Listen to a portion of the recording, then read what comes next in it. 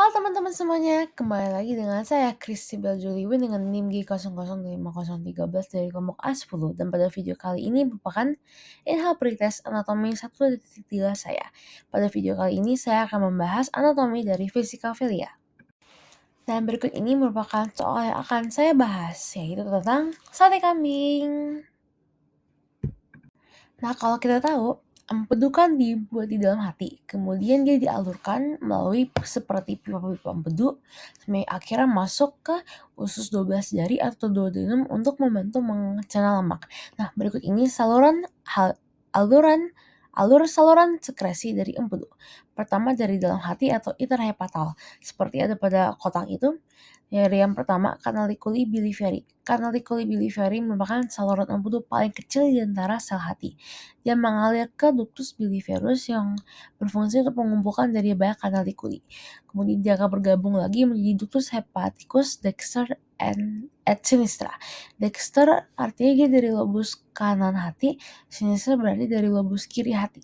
Kemudian ini semua akan bergabung menjadi ductus hepaticus communis atau common hepatic duct, itu yang panah yang terbaru agak jauh di bawah.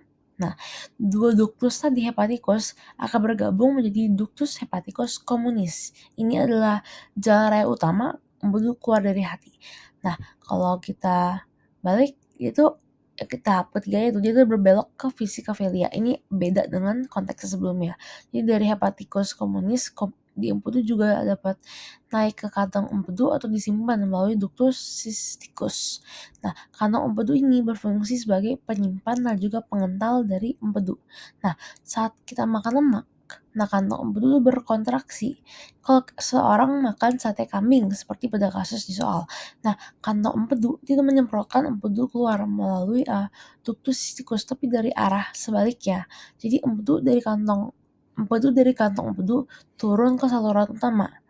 Nah, karena turun ke saluran utama, jadi mengarah ke ductus choledochus atau biliaris. Nah, kalau ductus cysticus dan ductus hepaticus communis dia bersatu, dia akan menjadi ductus choledochus atau common bile duct atau CBD gitu. Ini saluran empedu utama menuju usus. Kemudian bertemu di saluran pankreas di ampula hepatopankreatika.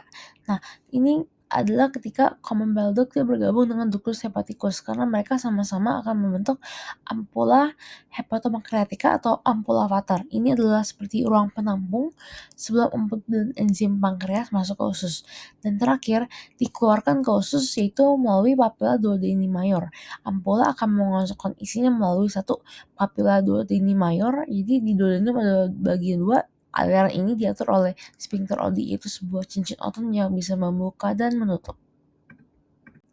Melanjutkan, jadi papilla duodeni mayor, dia juga memiliki otot yang mengelilinginya supaya dia bisa bekerja. Otot ini disebut dengan sphincter Oddi. Nah, otot ini gak mungkin bisa kerja sendirian, pasti ada penyusunnya lagi. Nah, otot penyusun dari otot yang mengelilingi papilla duodeni mayor, atau bisa dibilang otot penyusun dari sphincter Oddi, merupakan satu ada sphincter ductus choledochus, sphincter ductus pancreaticus, dan sphincter ampula hepatopankreatika atau Oddi. Nah, ini teman-teman yang terjadi jika kita tidak bisa menjaga kesehatan pada vesicavalia. Ada 4 jenis kelainan yang bisa terjadi pada bagian ini. Yang pertama, kolesistis. Seperti namanya itis, dia merupakan peradangan atau inflamasi. Tapi kalau kolesistis, dia itu adalah inflamasi pada vesicavalianya. Dia menghasilkan gejala seperti nyeri perut kanan atas, mual, morphine positif, dan juga nyeri setelah makan berlemak.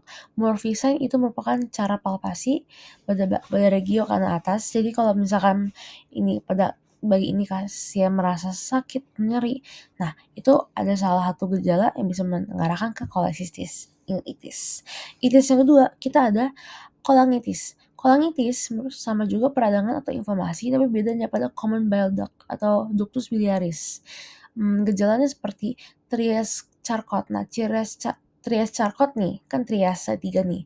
Jadi demam, dia nyeri pada right upper quadrant dan juga terakhir icterus. Jadi kulitnya berwarna sedikit kekuningan seperti itu. Ya, itu dari itis dan selanjutnya kita bahas untuk, yang berhubungan dengan batu. Yang pertama kita ada cholelithiasis atau gallstone. Nah, di sini tuh terjadi, penumpukan batu di dalam vesicavalia. Ini biasanya karena kalsifikasi, kolesterol, dan juga, pigmen empedu. Jadi, di sini biasanya tuh, gejala seperti, nyeri kolik yang hilang timbul, terus, nyeri menetap kalau batunya menyumbat ya. Terus yang terakhir kita ada choledochollitis. Choledo Choledochollitis. Nah, di sini tuh batunya berada di ductus choledochus atau ductus biliaris. Nah, di sini tuh gejalanya seperti nyeri di kanan atas, kuning, ikterik seperti tadi kolangitis, dan sini urin gelap, fesesnya pucat. Nah, sebuah catatan juga teman-teman, kalau kolealitis ini sebenarnya bisa menyebabkan kolealitis bisa menyebabkan cholecysttis karena, batu di dalam vesicavalia itu bisa aja menyumbat jalan keluar empedu, sehingga empedunya jadi menumpuk dan tidak bisa keluar akhirnya dari hepar, menyebabkan, sebuah kondisi seperti stasis biliar.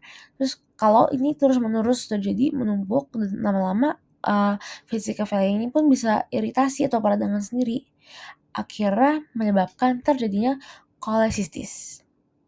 Demikian penjelasan dari saya mengenai anatomi dari vesicavalia. Semoga teman-teman jadi lebih mengerti materi anatomi. Sampai jumpa di kesempatan berikutnya.